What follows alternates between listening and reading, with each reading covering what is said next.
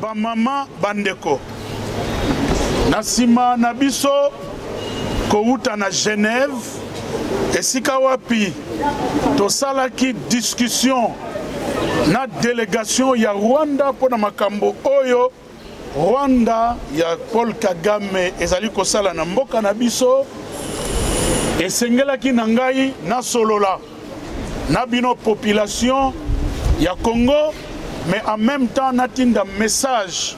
na monde entier pona likambo oyo ya génocide Rwanda ezali kosala na mboka na biso. Mbula tuku misato République démocratique du Congo mboka na biso ezali na se ya makila makambo ezali kosalema awa kombo na yango ezali mususu te kombo na yango ezali génocide yango nalingaki natalisa bino na mikanda ya communauté internationale génocide ezali nini pe naloba na bino na kati ya mboka na biso makambo ezali lokola génocide pe ezali génocide ezali kosalema wapi na suka na yango kosenga na bino peuple congolais bokota etumba oyo tata mokonzi ekolo Félix Antoine Tshisekedi Tshilombo auti kobanda etumba ya komema ete monde entier endima ete génocide esalemi na Congo pe bato basali génocide bazwa etumbu tobandi na article 2 ya convention ya prévention pe répression ya génocide ezali mukanda ya Nations Unies mukanda ne lobi boye génocide ezali acte nyonso oyo esalemi na likanisi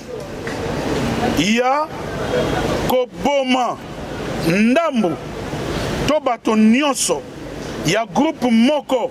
ya ekolo moko ya libota moko to bato basambelaka lolenge moko makambo yango ekoki kozala nini ekoki kozala meurtre koboma bato na groupe ezali lisusu nini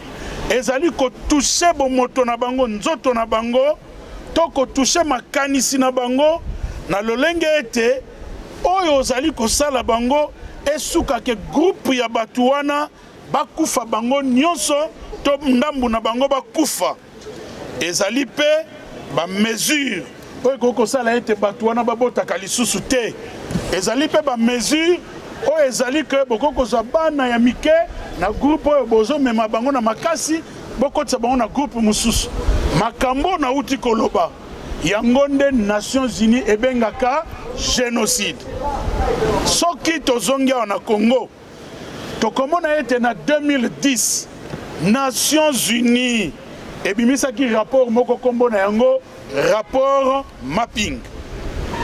rapport wana etalisaki boni makambo eza na définition wana awa pe na Congo esalemaki à part wana na bambula mibalo euti kolekao ba expert ya Nations Unies bayaki na Congo ba confirmer que Rwanda aza na territoire na biso pe bato bazali kokufa na ba village mobimba bato nyonso bakufi to pe bato mosusu babengani bango nyonso pona kotikala na mabele na bango kozwa bomengo na biso tozali pe na rapport ya suka ya Haut Commissariat ya droit de l'homme euti kobima kaka awa na le 3 juillet 2025 makambo wana etalisi ete même soki nanu batangi kombo wana génocide te mais na kati ya ba rapport na bango toali komona bilembo oyo ezali kotalisa ete ezali génocide yango tina tolobi boye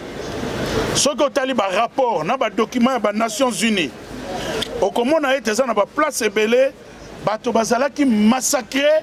après calcul koloba ete na date telle toko massacré bato ya territoire tel eza na ba place mosusu ezalaki na groupe ya ekolo moko bato ya ekolo wana foto boma bango nyonso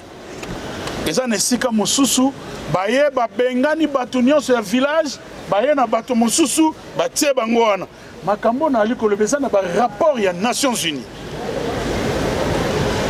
et puis ba rapport wana elobi boye bato bali kosala makambo ezali Rwanda na ba allié na ye RCD CNDP M23 AFC M23 pena ba groupe étranger mosusu lokola ADF Nalu LRA pe ebele mosusu nalingi na yebisa bino en détail makambo nini oyo ezali komonana kokokana na définition aux Nations Unies epesi awa na Congo tolongwe na théorie tokota na pratique kobanda 1996 tilelo awa na Congo liboso toza na massacre ya tingi 100 000 personnes ti 300 000 personnes bazalaki ba réfugiés Hutu armée patriotique rwandaise nde bomaki bango awa na mabele na biso massacre ya Kalima 200 réfugiés babomaki bango na territoire ya Pangi pe Kasongo massacre ya Kakobola 800 personnes babomaki bango pe bandaku 100 ezalaki batiaki yango moto incendie massacre ya Katogota ba civil batumbi bango moto pe bato mosusu kobeta bango masasi pene ya nzoto boye babengaka yango tir à bout portant na Mwenga 15 ba mama bakundi bango baza kotala boye pe na mobali moko massacre ya Kamituga bato ebele koleka 100 ba massacre bango na mbeli na ba machette na kipasola nde ba image otomonaka na ba réseaux sociaux massacre ya Kasika 1000 civils ba massacre bango na 4000 civils na basio bazana bazemi babomi même sango moko na kati ya église talatina tolingi to rappeler bino que makambo oyo ezali kosalema uto kala na mboka na biso mingi na bato ya Rwanda ya Paul Kagame nde bali kosala yango biso ba Congolais tozali lelo entre 10 millions et 120 millions alors entre 100 millions et 120 millions biso ba Congolais tozali entre 100 millions et 120 millions mais bato bakufi bazali plus de 10 millions ba victimes au bazana bomoy c'est-à-dire ba femmes violées bana o batikali bana bitike na bato ba bengana ba na mboka na ba koma kolala na bazamba bazali pe plus de 10 000 elingi koloba pene ya 20% ya ba Congolais bazali victimes ya Rwanda toko kotika la silencieux te na makambo esalemi na ndenge toti ko pesa ba détails en tout cas génocide ezali voilà pourquoi tosengi na ba Congolais nyonso bokota etumba oyo tata mokonzi ekolo Félix Antoine Tshisekedi Tshilombo auti kobanda na mbula oyo esengeli na biso moto na moto na esika oyo akokoloba moto na moto na esika oyo akoki koyemba moto na moto na esika akoki kokoma livre moto na moto na esika akoki kosala théâtre akoki kosala film a dénoncé génocide oyo ezali kosalema na mboka na biso topesi longonia na musicien na biso congolais Maître Gims liboso ya bato ebele alobi ngai Gims na lobi ezali génocide congolais nyonso alanda exemple oyo ndenge tata mokonzi asengi na biso tokoka kobunda etumba oyo esengeli mokili ndima na ngambu ya Rwanda bazalaki bato moke mokili ndimaki eza génocide ya biso lelo 20 millions de victimes na kati ya 20 millions 10 millions basi bakufa bamboka kotumba basi ya zemi kotumba kokata ba image nyonso bomonaka esengeli congolais nyonso abunda po génocide ezala reconnu monde entier ndima ete génocide esalemaki alors na boyende ye communauté internationale akoindemniser ba victime na biso kaka kondimango eza génocide eza déjà solution pour na ba victime tosengi pe na communauté internationale atika kovanda kimia oyo ezali kosalemawa ezali ya pasi koleko esalemaki na Rwanda voilà bitumba oyo tobandi esengo na ngai ezali ntango nazwaki parole na tribune ya conseil des droits de l'homme nalobi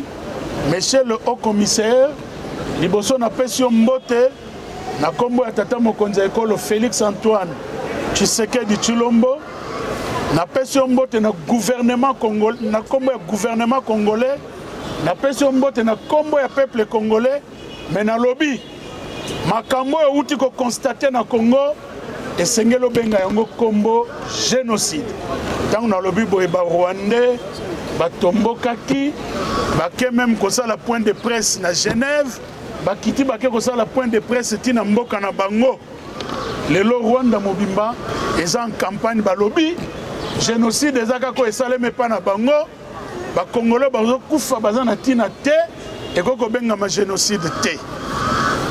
alors mais na sepeli parce que namonaki déjà na kati ya salle quelques pays et utilisaki mot génocide quelques associations et utilisaki déjà mot génocide congolais tozali ebele utilisons le mot génocide tokota na campagne oyo sima nzambe na biso nzambe bakoko na biso akopesa biso elonga wana ekozala satisfaction pona bandeko na biso bakufa pe bazali na bomoi nzambe apambola bien. Voilà, ainsi